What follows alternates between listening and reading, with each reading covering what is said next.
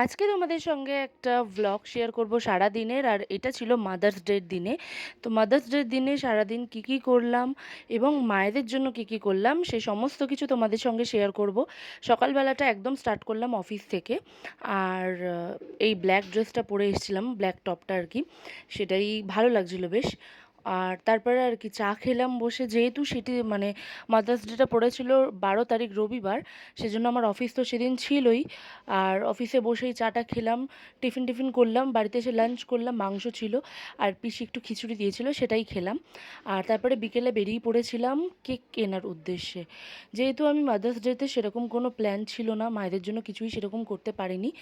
আর যেহেতু এই মাসে একটু প্রেশার ছিল, সমস্ত দিক ভেবেই মায়েদের জন্য একটু কেক কিনতে গেলাম। আর তার সঙ্গে মাসকাবাড়ি বাজারেরও সেদিন দায়িত্ব ছিল। তো মাসকাবাড়ি বাজার কমপ্লিট করলাম, কেক কিনলাম, সমস্ত কিছু কমপ্লিট করলাম। আর কেক একদমই পাওয়া যাচ্ছিল না, আবার আমরা 10টার পর যেতে হয়েছে। ঠিক 10:30টার সময় আমরা সেলিব্রেট করি ছোট্ট করে।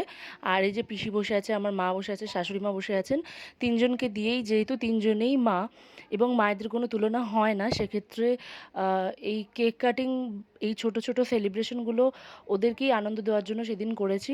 খুব একটা যে বড় গিফট দিলেই মাদার্স ডেতে মানে তাহলেই ভালো সন্তান হওয়া যায় সেরকম কোনো ব্যাপার নেই।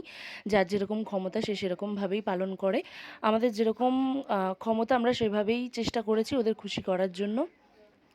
যাই হোক, ওদের তিনজনকে বললাম তোমরা কেক কাটো।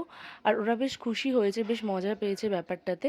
এরকমভাবে সেলিব্রেট করতে ফ্যামিলির লোকদের নিয়ে সবারই ভালো লাগে। আমার ভাই এর মধ্যে ইনভলভ ছিল, আমার দেওর ছিল, আমার বর ছিল।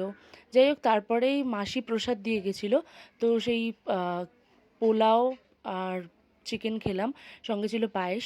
তারপরেই মাসকাবারি যে বাজারগুলো করেছিলাম সেগুলো গোছালাম। আর তারপরে রাতে ঘুমিয়ে পড়লাম। ভালো লাগলো।